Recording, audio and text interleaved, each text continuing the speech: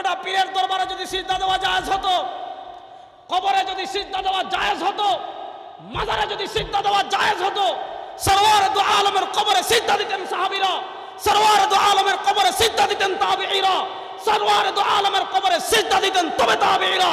আরে পৃথিবীতে নবীর মাজার থেকে দামি কোনো মাজার নাই, পৃথিবীতে সরওয়ার দু আলমের কবর থেকে দামি কোনো কবর নাই। আল্লাহর নবী তার কবরে সিজদা দিতে নিষেধ করেছেন। তুই যদি তোর বাবার কবরে সিজদা দেওয়া হালাল করস, তোর চেয়ে বড় ভণ্ড শয়তান আল্লাহর জমিনে আর কেউ নাই।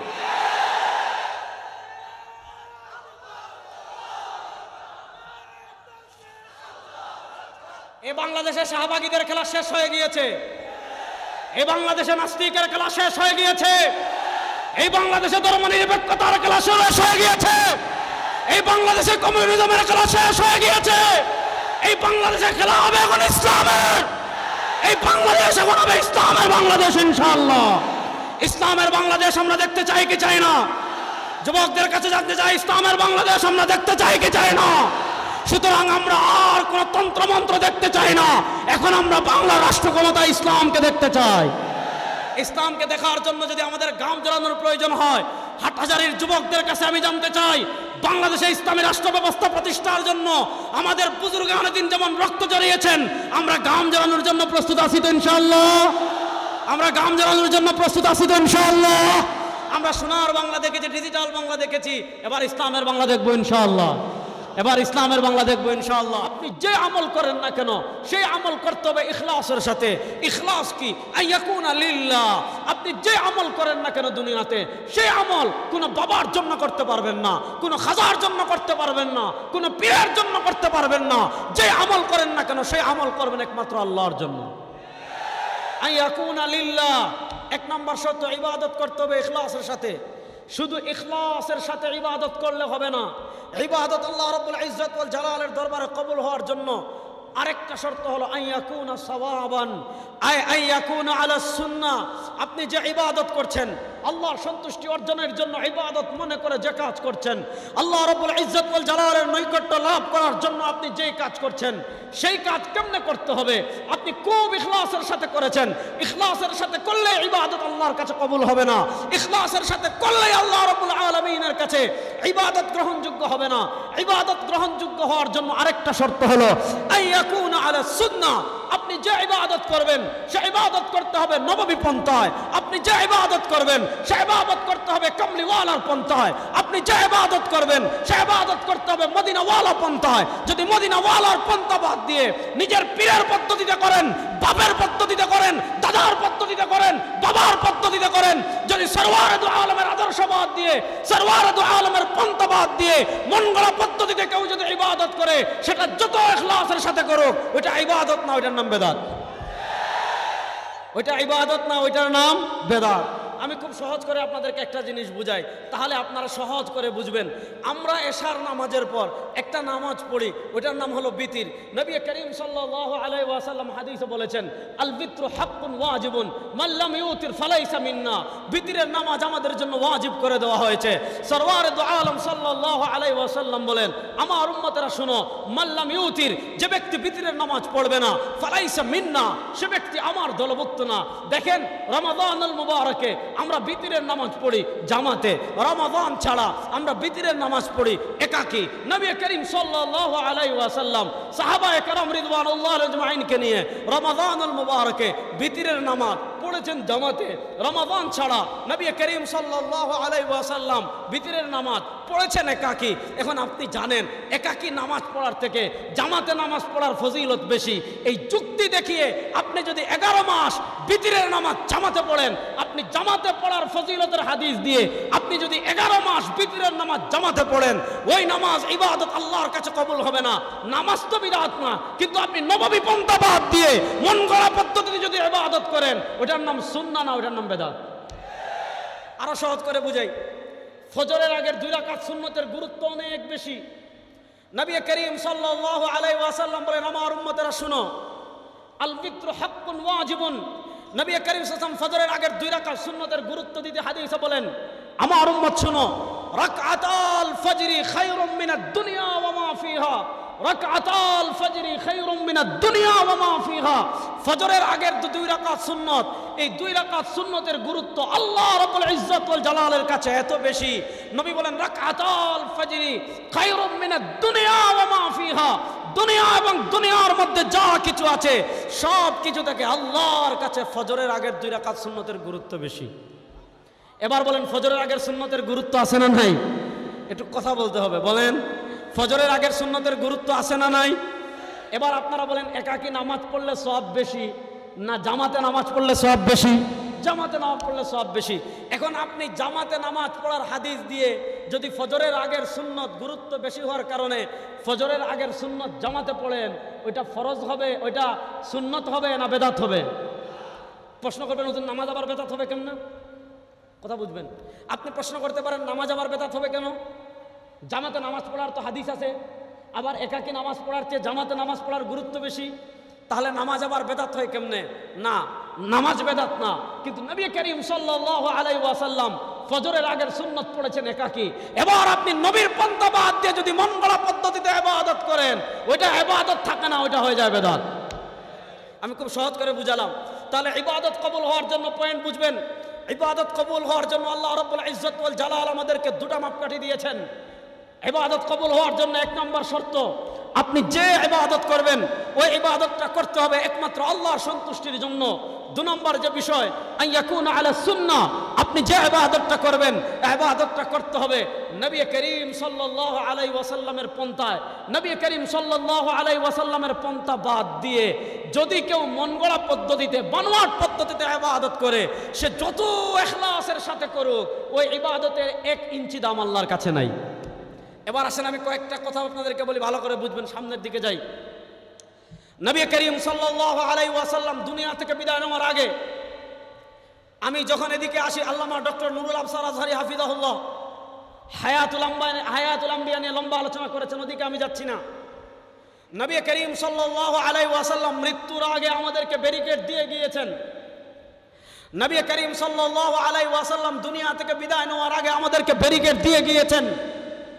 আল্লাহ নবী সাল্লাল্লাহু আলাইহি ওয়াসাল্লাম মৃত্যুবরণ করার আগে আমাদেরকে বলে গিয়েছেন, আমার উম্মাহ শোনো, লা তুতরুনি কামা আতরাতিল ইয়াহুদ ওয়ান নাসারা, লা তুতরুনি কামা আতরাতিল ইয়াহুদ ওয়ান নাসারা। ও আমার উম্মতেরা শোনো, আমি দুনিয়া থেকে বিদায় নেওয়ার পর, আমি যখন দুনিয়া থেকে বিদায় নিয়ে বারজাখী জীবনে চলে যাব, আমার উম্মাহ শোনো, ইশকের ঠেলায়, আবেগের নামে, ভালোবাসার নামে খবরদার লা তুতরুনি, আমারে নিয়ে বাড়াবাড়ি করিস না, আমারে নিয়ে বাড়াবাড়ি করিস না। কেমন বাড়াবাড়ি করিস না? কামা আতরাতিল ইয়াহুদ ওয়ান নাসারা, যেমন বাড়াবাড়ি করেছে ইহুদিরা, যেমন বাড়াবাড়ি করেছে খ্রিস্টানরা।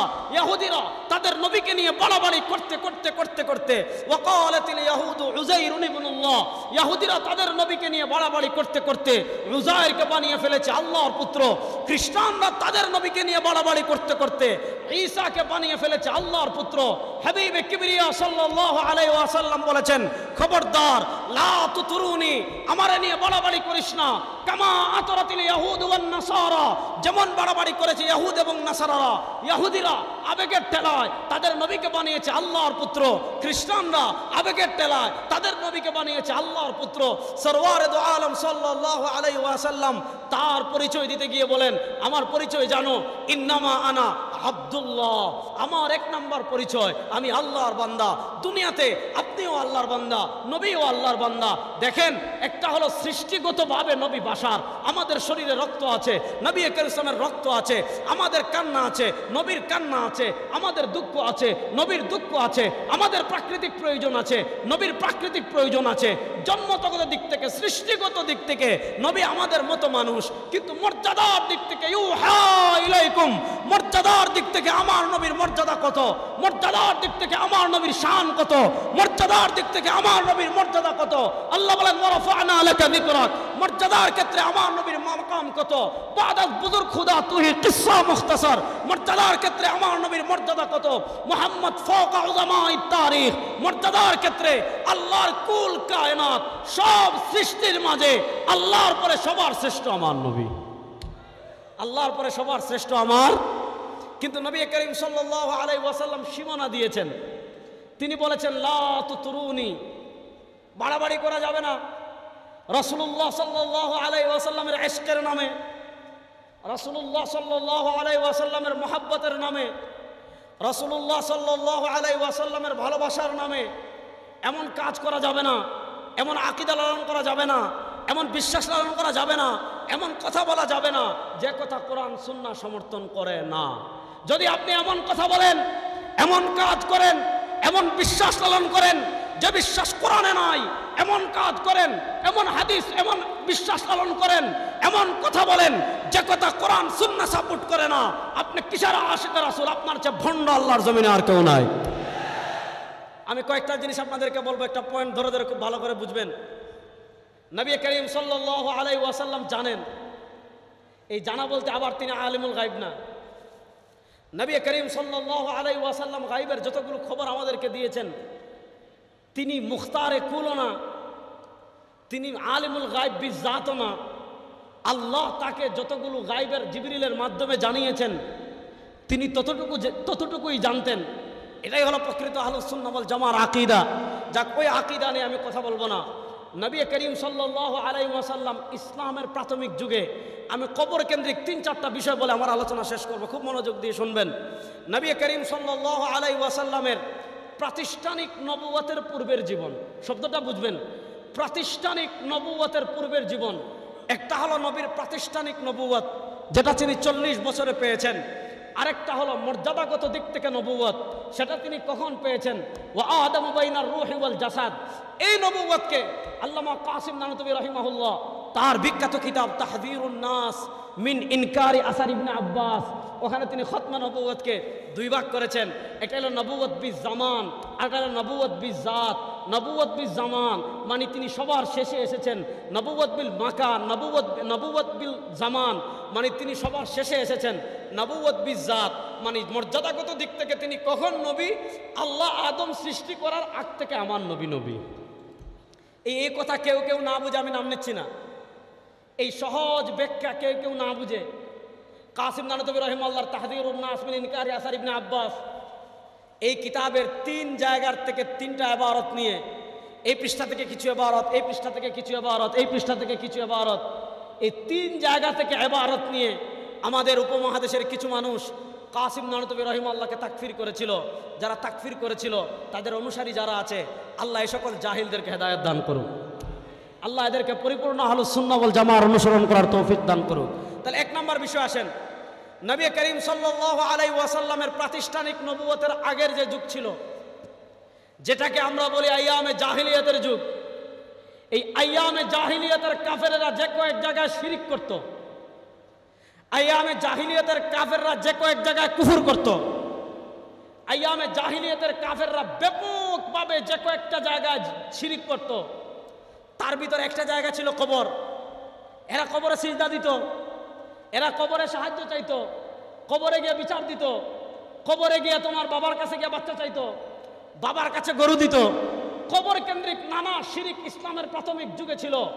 এজন্য নবী করিম সাল্লাল্লাহু আলাইহি ওয়াসাল্লাম, যেহেতু ইসলামের প্রাথমিক যুগে কবর কেন্দ্রিক ব্যাপক শিরিক ছিল, নানা কুসংস্কার কবর কেন্দ্রিক ছিল, নবী করিম সাল্লাল্লাহু আলাইহি ওয়াসাল্লাম ইসলামের প্রাথমিক যুগে নিষেধ করে দিয়েছিলেন। তিনি বলেছেন, কুনতু নাহাইতুকুম আন জিয়ারাতিল কুবুরি ফাজুরুহা, আমি তোমাদেরকে ইসলামের প্রাথমিক যুগে কবর জিয়ারত করতে নিষেধ করেছিলাম। কেন নিষেধ করেছিলেন? আপনি হাদিসের ব্যাখ্যা গ্রন্থগুলো খুলেন, অনেকগুলো কারণ পাবেন। এর ভিতরে একটা বড় কারণ হলো আইয়ামে জাহিলিয়াতের কাফেরেরা কবর কেন্দ্রিক নানা ধরনের শিরিক করত, কুফর করত, কবরে সাহায্য চাইতো, কবরে গিয়ে ইস্তিগাসা করত, বাচ্চা চাইতো, বিপদ থেকে উদ্ধারের জন্য কবরে মান্নত করত, নানা কবরে মোমবাতি জ্বালাইতো। এই ধরনের নানা শিরিক মানুষ কবরে করত। আল্লাহ নবী সাল্লাল্লাহু আলাইহি ওয়াসাল্লাম এই কারণে ইসলামের প্রাথমিক যুগে কবর জিয়ারত করতে নিষেধ করেছিলেন। তারপরে তিনি নির্দেশনা দিয়েছেন, ফাজুরুহা, এখন তোমরা কবর জিয়ারত করো। কেন?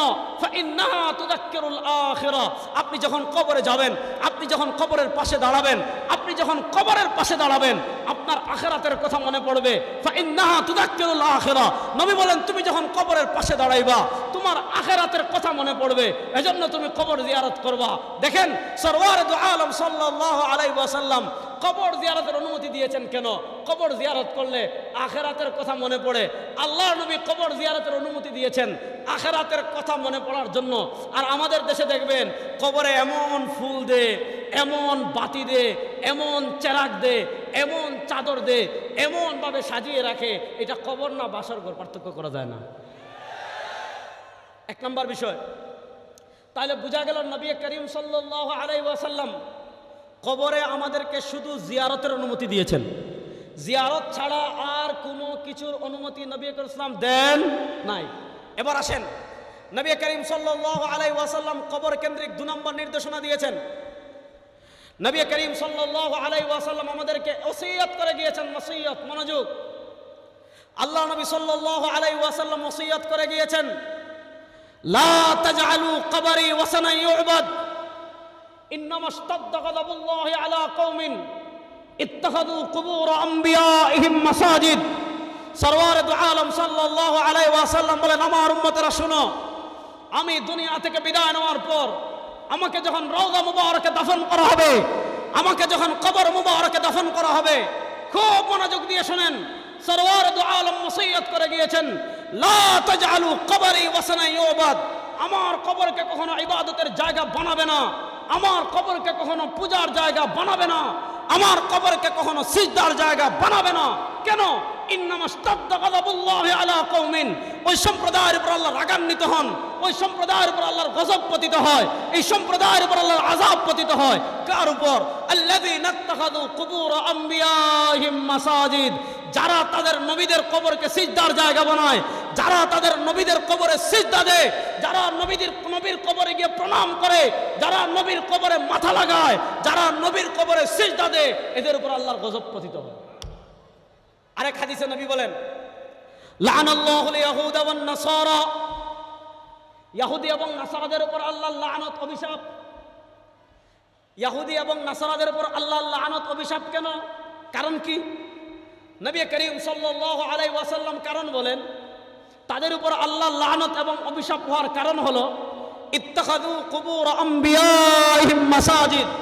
ইহুদি এবং খ্রিস্টানরা তাদের নবীর কবরকে সিজদার জায়গা বানাতো, ইহুদিরা তাদের নবীর কবরকে সিজদার জায়গা বানাতো, খ্রিস্টানরা তাদের নবীর কবরকে সিজদার জায়গা বানাতো। আমার নবী ওসিয়ত করে নিষেধ করেছেন, খবরদার আমার কবরকে পূজার জায়গা বানাবি না, আমার কবরকে ইবাদতের জায়গা বানাবি না, আমার রওজাকে সিজদার জায়গা বানাবি না। এবার বলেন, নবী করিম সাল্লাল্লাহু আলাইহি ওয়াসাল্লাম কবরে সিজদা করতে অনুমতি দিয়েছেন না নিষেধ করেছেন? বলেন না, অনুমতি দিয়েছেন না নিষেধ করেছেন? এবার বলেন, যদি নবী নিষেধ করেন তাহলে কবরে সিজদা দেওয়া হালাল না হারাম? জোরে বলেন, কবরে সিজদা দেওয়া হালাল না হারাম? আরেকটা হাদিস শুনেন, নবী করিম সাল্লাল্লাহু আলাইহি ওয়াসাল্লাম আম্মা জান আয়েশা রাদিয়াল্লাহু তাআলা আনহা বর্ণনা করেন, ইমাম আহমদ ইবনে হাম্বল রাহিমাহুল্লাহ মুসনাদে আহমদে হাদিস বর্ণনা করেছেন। আম্মা জান আয়েশা রাদিয়াল্লাহু তাআলা আনহা বলেন, কানা রাসূলুল্লাহ সাল্লাল্লাহু আলাইহি ওয়াসাল্লাম ফি নাফারিন মিনাল মুহাজিরিনা ফাজাআ বাঈর ওয়া সাজাদা লা। আল্লাহ নবী সাল্লাল্লাহু আলাইহি ওয়াসাল্লাম একদিন মুহাজির একদল সাহাবা একরাম নিয়ে বসে গল্প করছেন। মুহাজির একদল সাহাবা একরামকে নিয়ে বসে গল্প করার সময় ফাজাআ বাঈরুন, একটা উট এসেছে, একটা উট এসে ফাসাজাদা লা, আল্লাহ নবী সাল্লাল্লাহু আলাইহি ওয়াসাল্লামকে সিজদা দিয়েছে। সাহাবা একরাম বলেন, সুবহানাল্লাহ, আতাসজুদু লাকাল বাঈর, সুবহানাল্লাহ, ও নবী আপনাকে উট সিজদা দিচ্ছে, ওয়া নাহনু আহাক্কু লাকা মিন, আমরা তো আপনাকে সিজদা দেওয়ার জন্য উটের থেকে বেশি হকদার, উট তো আপনার উম্মা না, আমরা তো আপনার উম্মা, তাহলে উট যদি আপনাকে সিজদা দিতে পারে আপনাকে আমরা কেন সিজদা দিতে পারবো না? নবী করিম সাল্লাল্লাহু আলাইহি ওয়াসাল্লাম জবাব দিচ্ছেন, লা তাসজুদু আহাদান লি আহাদিন, শোনো, কোন মানুষকে সিজদা দিতে পারে না।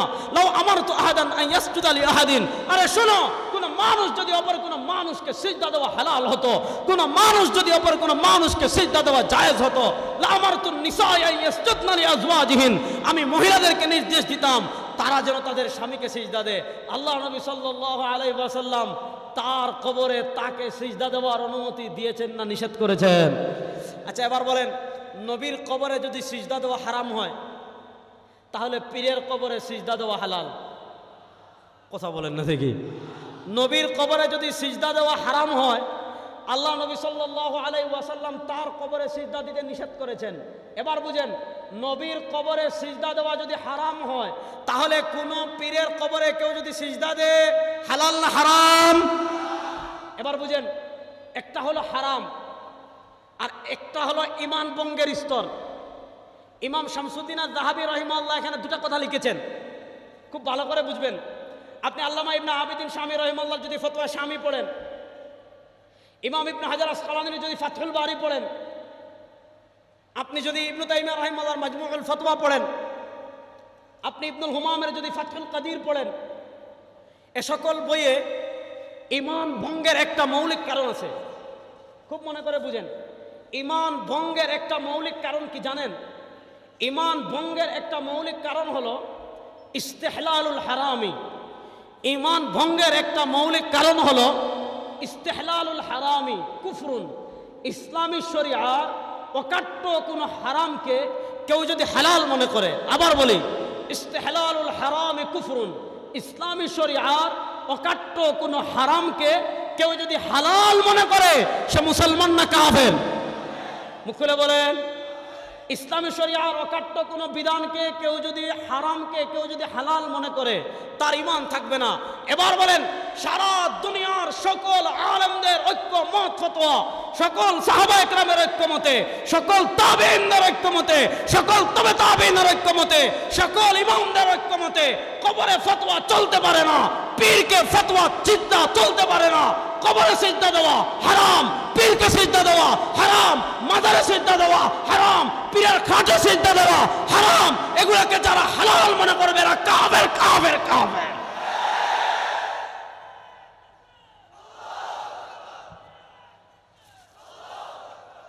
দেখেন, আমাদের দেশে এই ঈমান বিধ্বংসী কাজটা খুব ব্যাপক আকার ধারণ করেছে, অকাট্য হারামকে হালাল বানানো। দেখেন, আমি একটা বই নিয়ে আসছি, আপনাদেরকে দেখাই। দেখেন, এই বইয়ের নাম তুহফাতুল আখিয়ার ফি দাফই শারারাতিল আশরার। দেখেন, এই বইয়ের নাম তুহফাতুল আখিয়ার ফি দাফই শারারাতিল আশরার। এই বইয়ের কি বিষয় জানেন? এই বইয়ের বিষয় হলো তাজিমি সিজদার ফতোয়া। অর্থাৎ পীরের কবরে গিয়ে আপনি দেখবেন এখান থেকে আপনার হাটহাজারী মাদ্রাসার সামনে দিয়ে যায় আর স্লোগান দেয়, নবীর দুশ্মনেরা হুঁশিয়ার সাবধান। আপনার হাটহাজারী মাদ্রাসার সামনে দিয়ে যায় আর স্লোগান দেয়, ইসলামের দুশ্মনেরা হুঁশিয়ার সাবধান। গিয়ে কি করে জানেন? এখান থেকে সোজা যাবে বাবা ভান্ডারীর দরবারে, ওখানে গিয়ে পীরের দরবারে সিজদা দেয় কি দেয় না? আর আসতে বলেন। আরে বেটা, পীরের দরবারে যদি সিজদা দেওয়া জায়েজ হতো, কবরে যদি সিজদা দেওয়া জায়েজ হতো, মাজারে যদি সিজদা দেওয়া জায়েজ হতো, সরওয়ারে দু আলমের কবরে সিজদা দিতেন সাহাবীরা, সরওয়ারে দু আলমের কবরে সিজদা দিতেন তাবেঈরা, সরওয়ারে দু আলমের কবরে সিজদা দিতেন তবে তাবেঈরা। আরে পৃথিবীতে নবীর মাজার থেকে দামি কোনো মাজার নাই, পৃথিবীতে সরওয়ারে দু আলমের কবর থেকে দামি কোনো কবর নাই। আল্লাহর নবী তার কবরে সিজদা দিতে নিষেধ করেছেন। তুই যদি তোর বাবার কবরে সিজদা দেওয়া হালাল করস, তোর চেয়ে বড় ভণ্ড শয়তান আল্লাহর জমিনে আর কেউ নাই।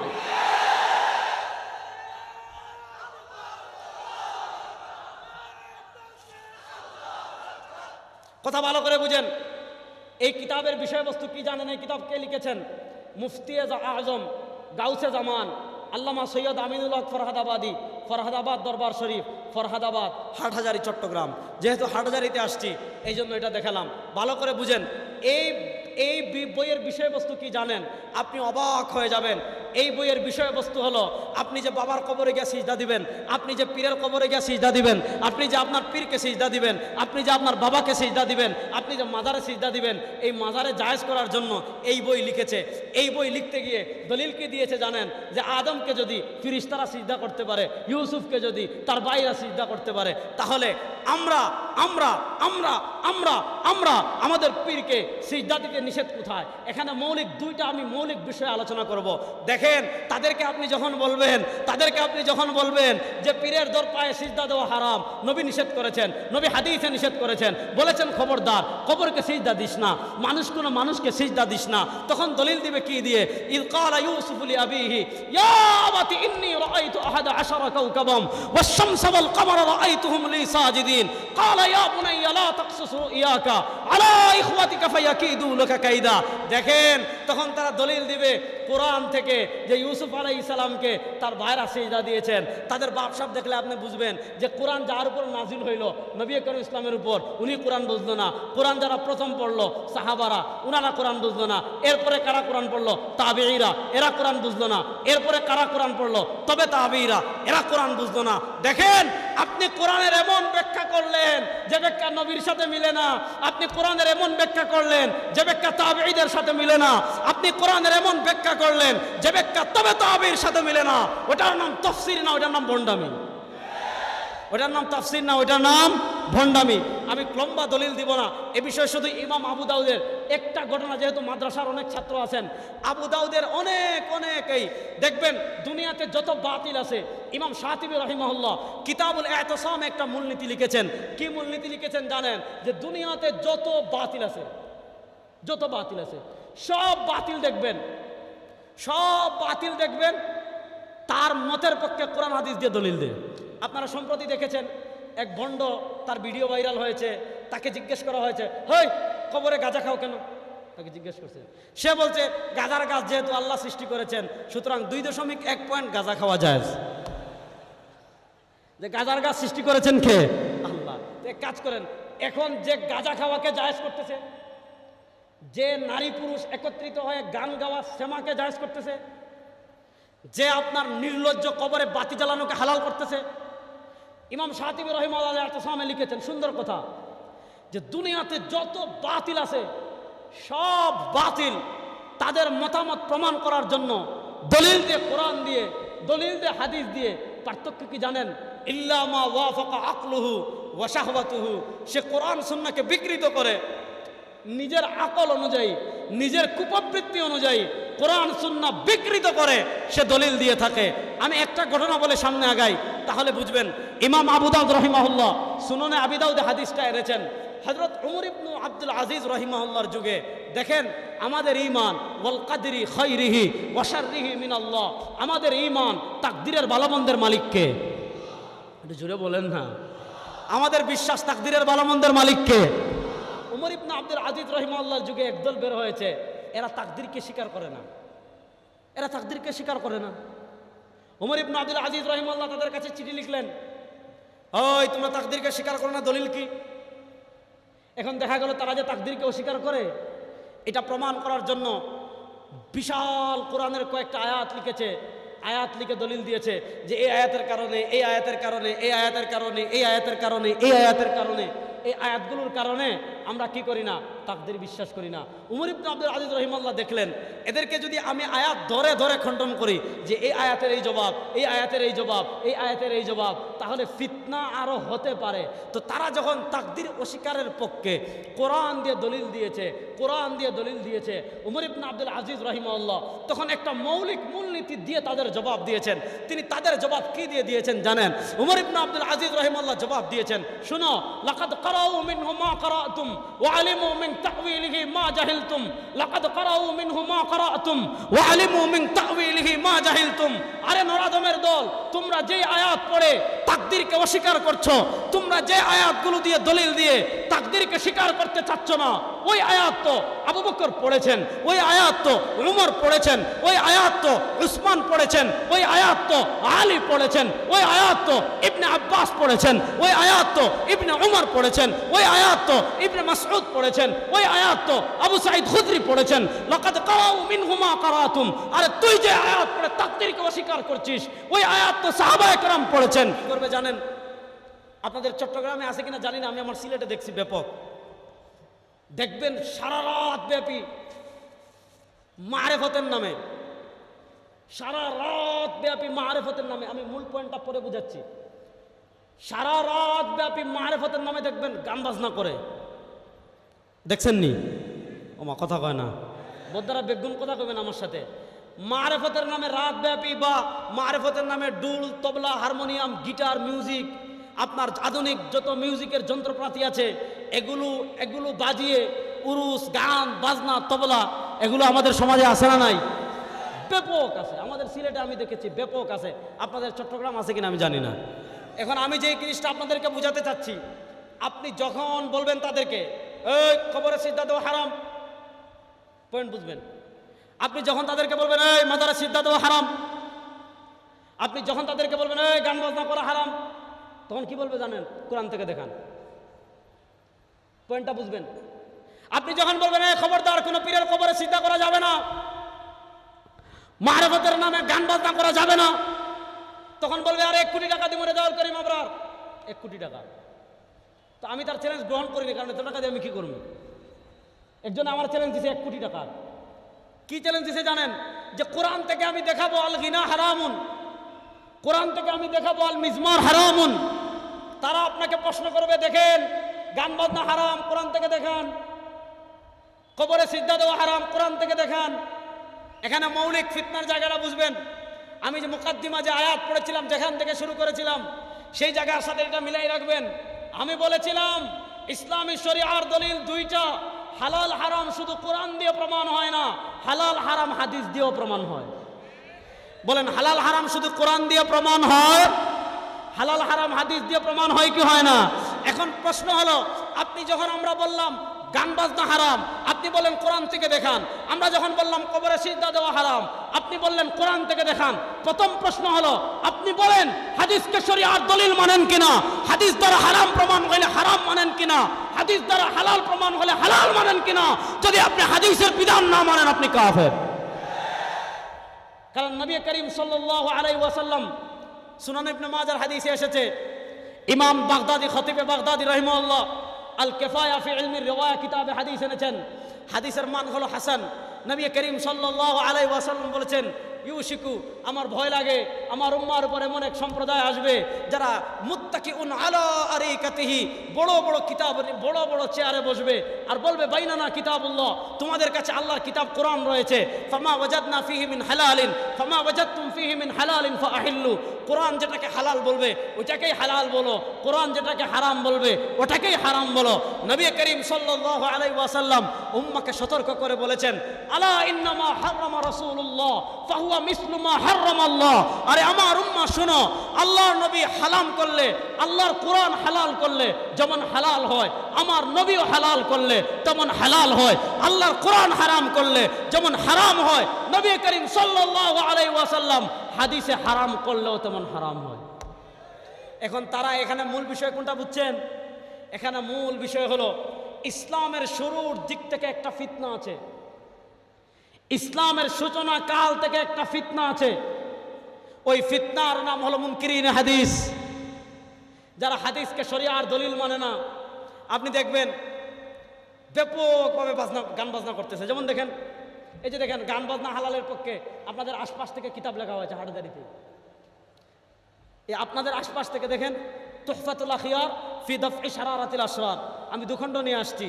দাফই শারারাতিল আসরার, সেমা বা আধ্যাত্মিক গান বাজনা সম্বন্ধীয় গ্রন্থ। এই যে দেখেন এখানে আরেকটা বই নিয়ে এসেছি, বেলায়েতে মুতলাকা খাদিমুল ফুকারা সৈয়দ দেলওয়ার হোসেন মাইজভান্ডারি। এগুলাতে কত জঘন্য আকীদা লেখা আছে। এই বইয়ের এক জায়গায় লিখেছে বেলায়ত নবুয়তের প্রাণ। দেখেন ভাই, আমরা কারো বিরোধী না, আমরা কারো বিরোধী না, আমরা কারো বিরোধী না, আমরা কারো সাথে আমাদের স্বার্থের জন্য কারো বিরোধিতা করি না। কিন্তু দেখেন যদি আপনি এই কথা লিখেন, দেখেন বেলায়েতে মুতলাকা এই বইয়ের 21 নম্বর পৃষ্ঠায় লেখা হয়েছে নবী করিম সাল্লাল্লাহু আলাইহি ওয়াসাল্লামের যে নবুয়ত, এই নবুয়ত একটা হলো বডি, আর এই নবুয়তের প্রাণ কি? এই বইয়ে লিখেছে সুতরাং এই যুগের বেলায়েতে মুতলাকা, এরপরে লিখেছে সেরূপ বেলায়েত নিত্য অবিনশ্বর, প্রকৃতপক্ষে বেলায়তই নবুয়তের প্রাণ। অর্থাৎ মাইজভান্ডারে যারা ওলি আল্লাহ হয়েছেন, এই ওলি আল্লাহর বুজুর্গির যে সত্তা বেলায়ত, এই বেলায়তটা হলো নবীর নবুয়তের প্রাণ। তাহলে প্রশ্ন হলো মাইজভান্ডারের আগে কি পৃথিবীতে নবুয়তের প্রাণ ছিল না? আপনি কথাটা বুঝেন। একটা হলো এই যে একটা শিরকি কথা, এছাড়া আরো মারাত্মক শিরকি আছে, তাও ওয়াহদা মানে তাওহীদে আদিয়ান, সেদিকে আমি যাচ্ছি না। আমি আমার মূল কথায় থাকি, যেহেতু সময় কম, আমার মূল বিষয়ে আমি ফোকাস করি। শুনেন, আল্লাহর কোরআন দিয়ে যেমন হালাল হারাম প্রমাণ হয়, নবী করিম সাল্লাল্লাহু আলাইহি ওয়াসাল্লামের হাদিস দিয়ে হালাল হারাম প্রমাণ হয় কি হয় না? এখন কেউ যদি বলে না আমি হাদিসের হারাম মানি না, হাদিসের হারাম মানি না, হাদিসের হারাম মানি না, হাদিসের হালাল মানি না, আমরা বলবো আরে যে হাদিসের হালাল হারাম মানে না সে কাফের কাফের কাফের।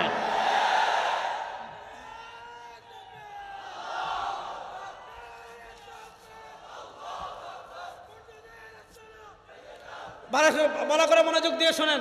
এবার আমি দুটো হাদিস শুনি আপনাদেরকে সামনে আগাই, দুইটা হাদিস বলে আমি সামনে আগাই। হাদিস নাম্বার 1 শুনেন।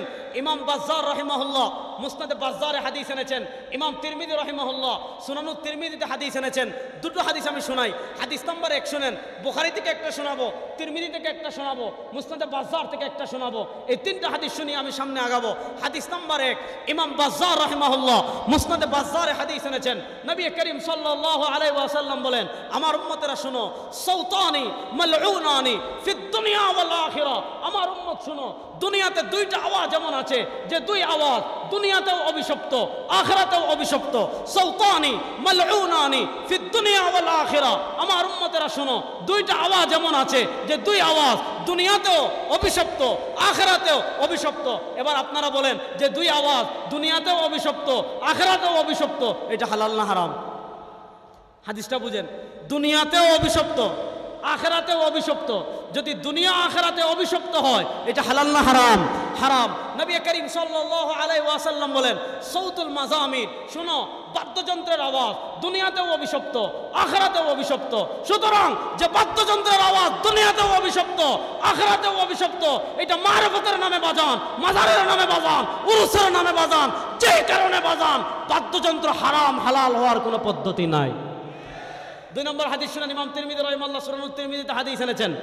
নবী করিম সাল্লাল্লাহু আলাইহি ওয়াসাল্লাম বলেন, আমার উম্মতেরা শুনো, ইয়াকুনু ফি হাযিহিল উম্মাহ খাসফুন ওয়া মাসখুন ওয়া কাযাফুন। নবী করিম সাল্লাল্লাহু আলাইহি ওয়াসাল্লাম বলেন, আমার উম্মতেরা শুনো, আল্লাহর পক্ষ থেকে এই উম্মার উপর 3টা গজব আসবে। কয়টা গজব আসবে? 3টা গজব। ইয়াকুনু ফি হাযিহিল উম্মতি খাসফুন, এই উম্মার উপর ভূমিধস আসবে। আপনার খাগড়াছড়ি, বান্দরবন, তারপর হলো রাঙ্গামাটি, এই পার্বত্য চট্টগ্রামে আপনারা পাহাড় দেখেছেন, কক্সেস বাজারে পাহাড় দেখেছেন। এই পাহাড় দশ হবে, জমিন দশ হবে। 1 নম্বর আল্লাহর পক্ষ থেকে গজব আসবে খাসফুন। 2 নম্বর গজব আসবে মাসখুন, চেহারা বিকৃত হবে। 3 নম্বর কালাফুন, এই উম্মার উপর পাথর নিক্ষেপ করা হবে। সাহাবা একরাম জিজ্ঞেস করলেন, মাতা ইয়া রাসূলুল্লাহ, ওগো আল্লাহ নবী সাল্লাল্লাহু আলাইহি ওয়াসাল্লাম, আপনি বলেন এই উম্মার উপর এই 3টা গজব কখন আসবে? নবী করিম সাল্লাল্লাহু আলাইহি ওয়াসাল্লাম জবাব দিচ্ছেন, শুনো, এই উম্মার উপর 3টা গজব কখন আসবে জানো? ইদা যাহারাতিল কায়নাত, যখন গায়িকা বেড়ে যাবে, মমতাজ আপা, শিউলি আপা, টিউলি আপা মাজারে মাজারে গান গাবে, ইদা যাহারাতিল কায়নাত। আরে শুধু মাজারে গান গাবে না, সংসদে গিয়ে বলবে আমি বুখারী শরীফ পড়েছি, সিয়া সিত্তা মিশকাত পড়েছি, গান বাজনা হারাম পাই নাই। কত বড় হারামজাদি চিন্তা করেন। ইদা যাহারাতিল কায়নাত, যখন গায়িকা বেড়ে যাবে, ওয়াল মাজামির, বাদ্যযন্ত্র বেড়ে যাবে। আপনি বাদ্যযন্ত্র ছাড়া গান জমে না, বাদ্যযন্ত্র ছাড়া বাবার উরুস জমে না, বাদ্যযন্ত্র ছাড়া বাবার হালকা জমে না, আবার বাদ্যযন্ত্র ছাড়া তোমার কিছুই জমে না। বল মাজামির, যখন বাদ্যযন্ত্র বেড়ে যাবে। ওশুরিবাতিল খামার, যখন বলবে গাঁজাদের গাছ যেহেতু আল্লাহ সৃষ্টি করেছেন, সুতরাং 2.1 পয়েন্ট মাজারে গাঁজা খাওয়া যায়। যখন এই ধরনের নেশা বেড়ে যাবে, মাজারে মাজারে গাঁজার উৎপাদ বেড়ে যাবে, মানুষ পানির মতো মদ খাবে, মানুষ খাবারের মতো গাঁজা খাবে। নবী করিম সাল্লাল্লাহু আলাইহি ওয়াসাল্লাম বলেন, যখন গায়িকা বেড়ে যাবে, যখন বাদ্যযন্ত্র বেড়ে যাবে, যখন নেশা বেড়ে যাবে, আল্লাহর পক্ষ থেকে তোমাদের উপর গজব নেমে আসবে। এবার বলেন, যে বাদ্যযন্ত্র দুনিয়াতে আল্লাহর পক্ষ থেকে গজব নিয়ে আসে, ওইটা হালাল না হারাম? এখন বলবো আবরার সাহেবের ওয়াজ তো ঠিক আছে, যেটা এই কিতাবে লেখা হয়েছে।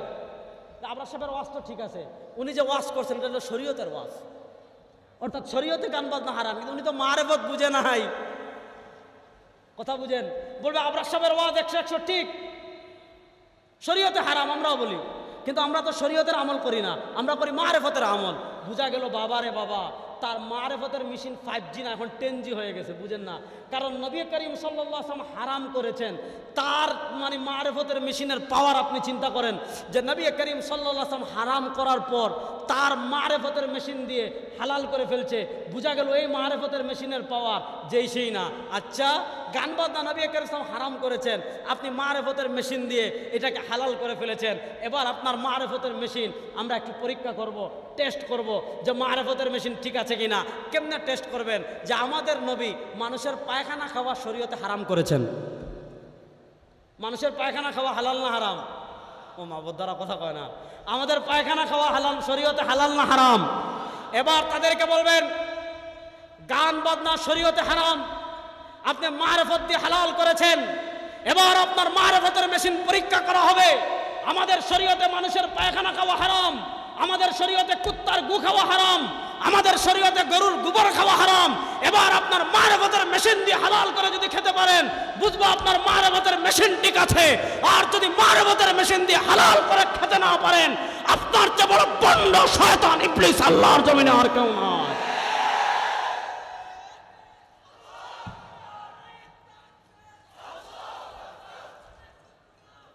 এবার ভালো করে বুঝেন, আমি কবর কেন্দ্রিক দুটা বিশুদ্ধ হুকুম বলেছি। এক নম্বর হুকুম বলেছি, কবরে সিজদা করা যাবে। বলেন না, কবরে সিজদা করা যাবে, কবরে গান বাজনা করা যাবে। 3 নম্বর আরেকটা বিধান শুনেন, এটা বলে আমি শেষ করব, আমার 2 মিনিট সময় আছে সম্ভবত, আমাকে নির্দিষ্ট সময় দেওয়া হয়েছিল। নবী করিম সাল্লাল্লাহু আলাইহি ওয়াসাল্লাম আরেকটা গুরুত্বপূর্ণ বিধান দিয়েছেন। নবী করিম সাল্লাল্লাহু আলাইহি ওয়াসাল্লাম কবর কেন্দ্রিক একটা নির্দিষ্ট বিধান দিয়েছেন। তিনি বলেছেন, লা তাজআলু কবরি ঈদা। নবী করিম সাল্লাল্লাহু আলাইহি ওয়াসাল্লাম বলেছেন, লা তাজআলু কবরি ঈদা। আমার উম্মাহ শোনো, আমি দুনিয়া থেকে বিদায় করার পর আমাকে যখন রওজা মুবারকে দাফন করা হবে, আমার উম্মাহ খবরদার, লা তাজআলু কবরি ঈদা, আমার কবরকে কখনো উৎসবের জায়গা বানাবে না। হাদিস শুনেন, আবার ওয়াহাবি বলে গালি দিয়েন না, নবী করিম সাল্লাল্লাহু আলাইহি ওয়াসাল্লামের হাদিস আমি পড়ছি। লা তাজআলু কবরি ঈদা। নবী করিম সাল্লাল্লাহু আলাইহি ওয়াসাল্লাম বলেন, খবরদার আমার কবরকে, মানে নবী করিম সাল্লাল্লাহু আলাইহি ওয়াসাল্লামের কবরকে ঈদা, উৎসবের জায়গা বানাইও না। এবার বলেন, আল্লাহ নবী সাল্লাল্লাহু আলাইহি ওয়াসাল্লাম তার কবরকে উৎসবের জায়গা বানাতে নিষেধ করেছেন। এবার আপনারা ফতোয়া দেন, কবরকে উৎসবের জায়গা বানানো হালাল না হারাম? বলেন, কবরকে উৎসবের জায়গা বানানো হালাল না হারাম? এখন তো আমরা কবরকে উৎসবের জায়গা বানাই না, কবরে গিয়ে বাজানোর কাছে সাহায্য চাই, যে বাজান অমুক বাচ্চাটারা পরীক্ষায় ফেল করতেছে, তারা পাশ করাই দেন। আবার আপনাদের চট্টগ্রামে এরকম গোপাল বড় আছে যে বাবার কবরে গিয়ে আমার নামে বিচার দেন, আছে না নাই? এবার বলেন, কবরে, আরে বেটা, কবরে যদি উৎসব করা জায়েজ হতো, কবরে যদি সাহায্য চাওয়া জায়েজ হতো, কবরে যদি প্রার্থনা করা যায়, কবরে গিয়ে যদি ইস্তেগাসা করা জায়েজ হতো, কবর ওয়ালার কাছে যদি চাওয়া জায়েজ হতো। আরে শোন বেটা, দুনিয়ার সবচেয়ে বড় উৎসব করতেন, দুনিয়ার সবচেয়ে বড় উরুস করতেন হযরত সিদ্দিক আকবর মদিনায়। কবরে যদি কোনো কিছু দেওয়া জায়েজ হতো, সাহাবায়ে কেরাম তাদের কলিজা নবীর কবরে দিয়ে দিতেন। সুতরাং কবর কেন্দ্রিক উৎসব করা যাবে? বলেন, কবর কেন্দ্রিক উৎসব করা যাবে? ইসলামে শুধু কবর কেন্দ্রিক একটা বিধান দিয়েছে, সেটা হলো জিয়ারা। আর আজকে আমরা অগ্রসর হতে হতে হতে হতে হতে হতে কোথায় গিয়েছি? আমাদের সিলেটে একটা আছে শাহপরান রাহিমাহুল্লাহর মাজার, আপনাদের চট্টগ্রামের এদিকে পাহাড়ের উপর আছে বায়েজিদ বুস্তামির আস্তানা। দেখেন আমাদের মানুষ কত খারাপ। যে আল্লাহর ওলি উনি বায়েজিদ বুস্তামি না, উনি হলেন আবু ইয়াজিদ আল বিস্তামি, যিনি জীবনে বাংলাদেশ আসেন নাই। কথা বুঝেন, যিনি জীবনে বাংলাদেশ আসেন নাই, ওনার আস্তানা চট্টগ্রামের পাহাড়ে বানাইছে। দেখেন, আপনি ইমানে মুফাসসালে প্রত্যেক দিন পড়েন, আপনি আমার কথা হাসতেছেন, কিন্তু একটু হৃদয় দিয়ে বোঝার চেষ্টা করবেন। আপনি ইমানে মুফাসসালে প্রত্যেক দিন পড়ছেন, ওয়াল কদরি খাইরিহি ওয়া শাররিহি মিনাল্লাহি তাআলা, তাকদীরের ভালো মন্দের মালিক আল্লাহ। আপনি বিশ্বাস করলেন তাকদীরের ভালো মন্দের মালিক আল্লাহ। এবার বলেন, কেউ যদি বিশ্বাস করে তাকদীর ওলি পরিবর্তন করতে পারে, কেউ যদি বিশ্বাস করে তাকদীর খাজা বাবা পরিবর্তন করতে পারে, কেউ যদি বিশ্বাস করে তাকদীর আল্লামা আহমদ শফি পরিবর্তন করতে পারেন, কেউ যদি বিশ্বাস করে তাকদীর আল্লামা জুনায়েদ বাবনগরী পরিবর্তন করতে পারেন, তার ঈমান থাকবে? বলেন, তার ঈমান থাকবে? তাকদীর পরিবর্তনের মালিক একমাত্র কে? আল্লাহ। আমরা তো বিশ্বাস করি তাকদীর পরিবর্তনের মালিক আল্লাহ, কিন্তু আজকে আমাদের ঈমানের অবস্থা কি হয়েছে? আজকে আমার সাধারণ মানুষের ঈমানের অবস্থা কি হয়েছে একটু বোঝার চেষ্টা করেন। আপনি বায়েজিদ বুস্তামির আস্তানায় যাবেন, গেলে দেখবেন একটা বটগাছ আছে, এই বটগাছে আপনি পাতা খুঁজে পাবেন না। দেখবেন বটগাছে এমনভাবে লাল সুতা বেঁধে রাখছে, এটা গাছ নাকি লালে লাল শাহজালাল বোঝা যায় না। কেন করেছে জানেন? সে এই সুতা বাঁধার কারণ হলো সে ব্যবসায় লস খেয়েছে, তার ছেলের বিদেশের ভিসা হচ্ছে না, সে কোনো মুসিবতে আছে, সে কোনো বিপদে আছে, সে কোনো পেরেশানিতে আছে। এখন তার আকীদা হলো আমি যদি ওখানে গিয়ে এইভাবে সুতা বাঁধি তাহলে আমি সুতা বাঁধলাম না, আমার তাকদিরে আমি এই জিনিসটা সংযুক্ত করলাম। এবার বলেন আইয়ামে জাহিলিয়াতের কাফেরেরা মনে করতো মূর্তি তাকদির পরিবর্তন করতে পারে, তারা মনে করতো লাত তাকদির পরিবর্তন করতে পারে, তারা মনে করতো মানাত তাকদির পরিবর্তন করতে পারে, তারা মনে করতো হুবাল তাকদির পরিবর্তন করতে পারে, তারা মনে করতো উজ্জা তাকদির পরিবর্তন করতে পারে, তারা মনে করতো তারকা তাকদির পরিবর্তন করতে পারে, তারা মনে করতো চন্দ্র তাকদির পরিবর্তন করতে পারে, তারা মনে করতো সূর্য তাকদির পরিবর্তন করতে পারতো। এজন্য তারা চন্দ্র পূজা করত, সূর্য পূজা করত, মূর্তি পূজা করত। এবার বলেন কেউ যদি তাকদির পরিবর্তনের নিয়তে গাছের সুতা বাঁধে, কেউ যদি তাকদির পরিবর্তনের নিয়তে মোমবাতি জ্বালায়, এদের আকীদা আর আইয়ামে জাহিলিয়াতের কাফেরদের আকীদায় কোনো পার্থক্য নাই। আমরা বিশ্বাস করি তাকদির পরিবর্তনের মালিক একমাত্র কে? বলেন না, আমরা বিশ্বাস করি তাকদির পরিবর্তনের একমাত্র মালিক কে? আরে নবী করিম সাল্লাল্লাহু আলাইহি ওয়াসাল্লাম কি শিখিয়েছেন শুনেন, লাবিস্তামাআতিল ইনসু ওয়াল জিন্নু আলা আন ইয়ানফাউকা বিশাইইন লা ইয়ানফাউকা বিশাইইন ইল্লা ক্বাদ কাতাবাহু আল্লাহু লাক ওয়া লা ইন ইজতামাআতিল ইনসু ওয়াল জিন্নু আলা আন ইয়াদুররুকা বিশাইইন লা ইয়াদুররুকা বিশাইইন ইল্লা ক্বাদ কাতাবাহু আল্লাহু লাক। সরওয়ারে দু আলম সাল্লাল্লাহু আলাইহি ওয়াসাল্লাম আমাদেরকে আকীদা শিখিয়েছেন। আমার উম্মত শুনো, লাবিস্তামাআতিল ইনসু ওয়াল জিন্নু, যদি সারা দুনিয়ার সব মানুষের জিন একমত হয়ে যায় কোন ব্যাপারে, আলা ইয়ানফাউকা বিশাইইন, সব মানুষের সব জিন মিলে তোমার কোনো উপকার করবে, নবী করিম সাল্লাল্লাহু আলাইহি ওয়াসাল্লাম বলেন লা ইয়ানফাউকা বিশাইইন, আরে সব মানুষের সব জিন মিলে তোমার কোনো উপকার করতে পারবে না। হ্যাঁ, কতটুকু পারবে? ইল্লা কাদ কাতাবাহু আল্লাহু লাক, ততটুকুই পারবে যতটুকু আল্লাহ তাকদিরে লিখে রেখেছেন। ওয়ালা ইন ইজতামাআতিল ইনসু ওয়াল জিন্নু, যদি সারা দুনিয়ার সব মানুষের জিন একমত হয়ে যায়, আলা আন ইয়াদুররুকা বিশাইইন, সব মানুষের সব জিন মিলে তোমার কোনো ক্ষতি করবে, নবী করিম সাল্লাল্লাহু আলাইহি ওয়াসাল্লাম বলেন লা ইয়াদুররুকা বিশাইইন, সব মানুষের সব জিন মিলে তোমার কোনো ক্ষতি করতে পারবে না, ইল্লা কাদ কাতাবাহু আল্লাহু লাক, ততটুকুই করতে পারবে যতটুকু আল্লাহ তাকদিরে লিখে রেখেছেন। নবী বলছেন তাকদির পরিবর্তনের মালিক আল্লাহ, আর আমি বলি অমুক পীর তাকদির পরিবর্তন করতে পারবে। আমি বিশ্বাস করি অমুক মাজার তাকদির পরিবর্তন করতে পারবে। আমি বলি যে আল্লাহর দন নবীরে দিয়া, আল্লাহ গেলেন গায়েব হইয়া, রাসূলের দন খাজায় পাইয়া, রাসূল শুইয়া আছে আজমিরে, কেউ ফিরে না খালি হাতে, খাজা তোমার দরবারে। কত বড় গর্দভ হলে এই ধরনের কথা বলতে পারে? তা আমরা বিশ্বাস করি তাকদির পরিবর্তনের মালিককে। বলেন না, আমরা বিশ্বাস করি তাকদির পরিবর্তনের মালিককে। কোন পীর তাকদির পরিবর্তন করতে পারে? সবাই হাত তুলেন, হাত তুলেন, বলেন কোন পীর তাকদির পরিবর্তন করতে পারে? কোন খাজা বাবা তাকদির পরিবর্তন করতে পারে? কোন শায়েখ তাকদির পরিবর্তন করতে পারে? কোন বুজুর্গ তাকদির পরিবর্তন করতে পারে? তাকদির পরিবর্তন করতে পারেন একমাত্র কে? তাকদির পরিবর্তন করতে পারেন একমাত্র কে? আল্লাহ ছাড়া যদি মনে করেন কোন বাবা, কোন খাজা, কোন পীর, কোন শায়েখ তাকদির পরিবর্তন করতে পারে, তার ঈমান থাকবে। সুতরাং কবর কেন্দ্রিক চারটা কথা বললাম। এক নাম্বার, কবরে সিজদা দেওয়া যাবে। বলেন না, কবরে সিজদা দেওয়া যাবে, কবরে কোনো কিছু চাওয়া যাবে, কবরে মান্নত করা যাবে, কবরে গিয়ে আপনার এই যে এখন যেটা বললাম, কবরে গান বাজনা করা যাবে, কবরে উৎসব করা যাবে, কবরে মোমবাতি জ্বালানো যাবে, কবরে লাল সুতা বাঁধা যাবে, কবরে শুধু জিয়ারত করব। দেখেন, আমরা ওলি আল্লাহ বিরোধী না, আমরা ওলি আল্লাহ বিরোধী না, আমরা ওলি আল্লাহর নামে ভণ্ডামির বিরুদ্ধে। আপনি কোথাও গিয়েছেন, কোন ওলি আল্লাহর কবর আছে, আপনি কি করবেন?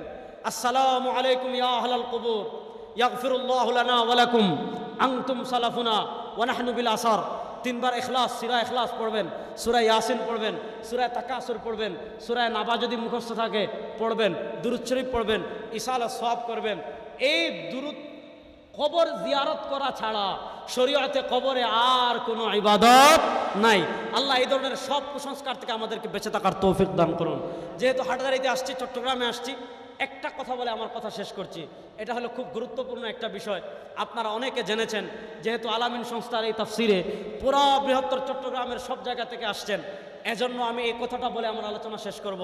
আপনারা জানেন, বাংলাদেশ এই দীর্ঘ 14-15 বছর পর আমাদের উপর জগদ্দল পাথরের মতো একটা ফেসিবাদ ছিল। আল্লাহ আমাদের দীর্ঘ সংগ্রামের পর, আমাদের দীর্ঘ ত্যাগের পর, হাজারের অধিক শহীদের বিনিময় ফেসিবাদের চাদর আমাদের থেকে সরেছে। আমাদের উপর জগদ্দল পাথরের মতো ভারতের ফেসিবাদ, ভারতের আধিপত্যবাদ, আমাদের উপর বিস্তার লাভ করেছিল। আপনারা দেখেছিলেন এদেশে হিন্দুয়ানি সংস্কৃতিকে প্রমোট করা হয়েছে, শিক্ষা সিলেবাসে ইসকনি শিক্ষা সিলেবাসকে প্রমোট করা হয়েছে। আমাদের ইতিহাসের বইয়ে তোমার বাংলাদেশকে ভারতের অঙ্গরাজ্য বলা হয়েছে।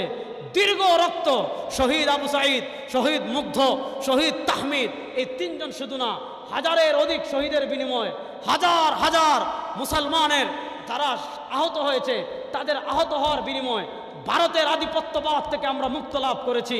আমাদের কথা পরিষ্কার, আমরা যেমন ভারতের দালালি করি নাই, ভারতের আধিপত্যবাদ যেমন আমরা সহ্য করি নাই, আমেরিকার আধিপত্যবাদকেও আমরা এই বাংলাদেশে মেনে নিব না, সহ্য করব না। আমেরিকার আধিপত্যবাদ এই দেশে চলতে দেওয়া হবে না। আপনারা খুব গভীরভাবে, আমরা দেখেছি অত্যন্ত গভীরভাবে, গতকাল থেকে একটা বিষয় দেখছি। অন্তর্বর্তীকালীন সরকার ক্ষমতায় আসার পর জাতিসংঘের মানবাধিকার অফিস নাকি আমাদের ঢাকায় হবে। জাতিসংঘের মানবাধিকার অফিস বুঝেন, এই জাতিসংঘের শয়তানদেরকে বলবো, আমাদের বাংলাদেশে মানবতা খুঁজতে আসো। ফিলিস্তিনে যখন লক্ষ শহীদকে, লক্ষ মুসলমান শিশুকে হত্যা করা হয়, তোমাদের মানবাধিকার কোথায় থাকে তখন? আফগানিস্তানে আফগানিস্তানকে যখন তামা বানিয়ে দিয়েছিল, তোমাদের মানবাধিকার কোথায় ছিল? ইরাকে যখন 1000 টন বোমা ফেলা হয়েছে, তোমাদের মানবাধিকার কোথায় ছিল? তোমরা মানবাধিকার নামে বাংলাদেশ থেকে ইসলাম বিতরণের ষড়যন্ত্র করবা। তোমরা মানবাধিকার নামে পূর্ব তৈমুরের মতো পার্বত্য চট্টগ্রামকে, খাগড়াছড়িকে, রাঙ্গামাটিকে, তারপর আপনার বান্দরবনকে খ্রিস্টান রাজ্য বানাবা। এটা বাংলাদেশ, এটা শাহজালালের পুণ্যভূমি বাংলাদেশ, এটা শাহপুরানের পুণ্যভূমি বাংলাদেশ, এটা শেখুল ইসলাম আল্লামা আহমদ শফীর বাংলাদেশ, এটা আল্লামা জুনায়েদ বাবুনগরের বাংলাদেশ, এটা সৈয়দ ফজলুল করিমের বাংলাদেশ। এই বাংলাদেশকে যদি আপনারা পূর্ব তৈমুর বানানোর স্বপ্ন দেখেন, এই বাংলাদেশ থেকে আপনারা জীবিত যেতে পারবেন না। এই বাংলাদেশ আমরা আগুন লাগিয়ে দিব। সুতরাং আপনারা দেখেছেন তারা কি সুন্দর করে বলছে যে আমরা বাংলাদেশে মানবাধিকারের অফিস করব। জাতিসংঘের মানবাধিকারের অফিস মানে বুঝছেন, মানবাধিকারের অফিস তারা করেছিল পূর্ব তৈমুরে। পূর্ব তৈমুরে করে কি করেছে জানেন? পূর্ব তৈমুরকে খ্রিস্টান রাজ্য বানিয়েছে। এবার আমাদের বাংলাদেশ কেন্দ্রিক আপনারা জুমল্যান্ড রাষ্ট্রের কথা সবাই শুনেছেন। জুমল্যান্ড রাষ্ট্রের কথা আমরা কম বেশি সবাই জানি। অনেক আগ থেকে ষড়যন্ত্র করা হচ্ছে এই বাংলাদেশের পার্বত্য চট্টগ্রামকে আলাদা খ্রিস্টান রাজ্য গঠন করার তারা পায়তারা চলছে। যদি মানবাধিকারের অফিস বাংলাদেশে করতে দেওয়া হয়, যদি মানবাধিকার অফিসের নামে এই বাংলাদেশের সমকামিতাকে প্রমোট করা হয়, এদেশের স্বাধীনতাকে হুমকির মুখে ফেলা হয়, আল্লাহর নামে কসম করে 8,000-এর জমিন থেকে ঘোষণা করছি, এই মানচিত্রের দিকে হাত তুললে সে হাত আমরা ভেঙে দিব ইনশাআল্লাহ।